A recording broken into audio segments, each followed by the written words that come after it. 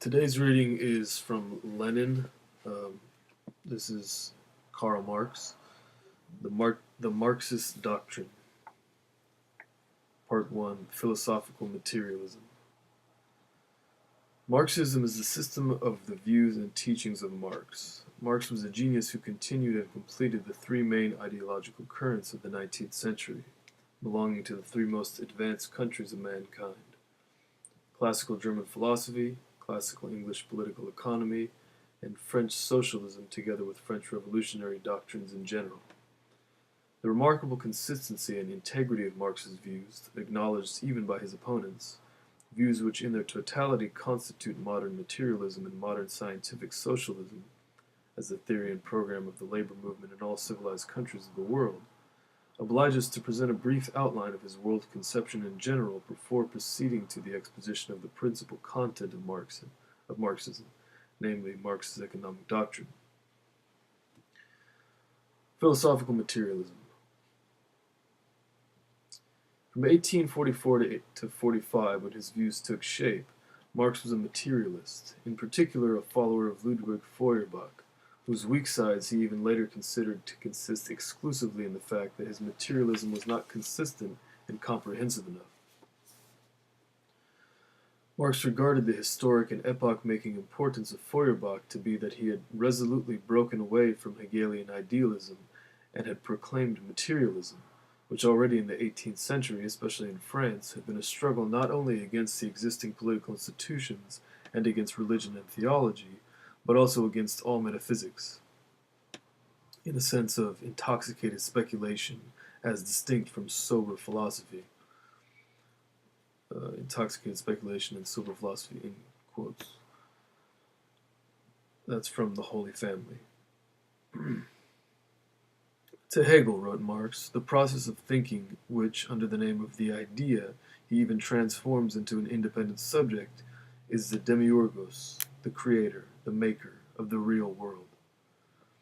With me, on the contrary, the ideal is nothing else than the material world reflected by the human mind, and translated into forms of thought. It's from Capital, Volume 1, afterward to the second edition. Afterward, yeah. In full conformity with this materialist philosophy of Marx's and expounding it, Friedrich Engels wrote in Ante Durum, which Marx read in the manuscript, "The unity of the world does not consist in its being. The real unity of the world consists in its materiality, and this is proved by a long and tedious development of philosophy and natural science. Motion is the mode of existence of matter. Never anywhere has there been matter without motion, or motion without matter, nor can there be. But if the question is raised what thought and consciousness really are and where they come from, it becomes apparent that they are products of the human brain and that man himself is a product of nature, which has developed in and along with its environment. Hence it is self-evident that the products of the human brain, being in the last analysis also products of nature, do not contradict the rest of nature's interconnections, but are in correspondence with them."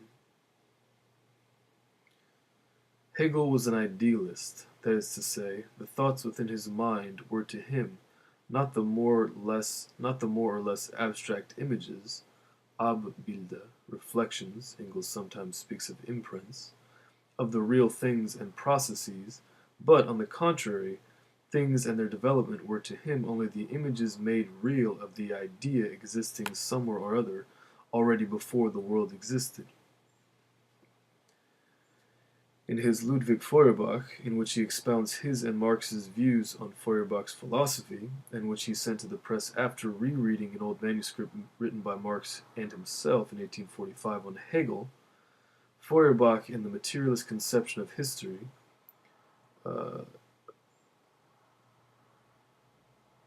Friedrich Engels writes, "The great basic question of all philosophy, especially of more recent philosophy, is that concerning the relation of thinking to being, the relation of spirit to nature, which is primary, spirit or nature. The answers which the philosophers gave to this question split them into two great camps: those who asserted the primacy of spirit to nature, and therefore, in the last instance, assumed world creation in some form or other, comprised the camp of idealism. The others, who regarded nature as primary, belonged to the various schools of materialism.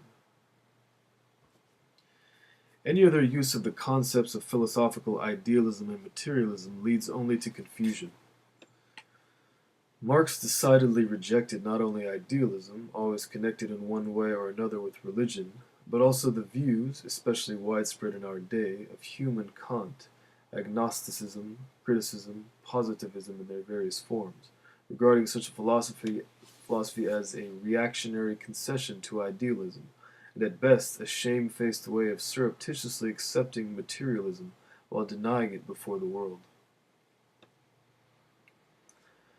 On this question, see, in addition to the above-mentioned works of Engels and Marx, a letter of Marx to Engels dated December 12, 1868, in which Marx, referring to an utterance of the well-known naturalist Thomas Huxley that was more materialistic than usual, and to his recognition that as long as we actually observe and think, we cannot possibly get away from materialism, reproaches him for leaving a loophole for agnosticism, for Humism. It is especially important to note Marx's view on the relation between freedom and necessity. Freedom is the appreciation of necessity. Necessity is blind only insofar as it is not understood. That's from Engels, Anti-Durham.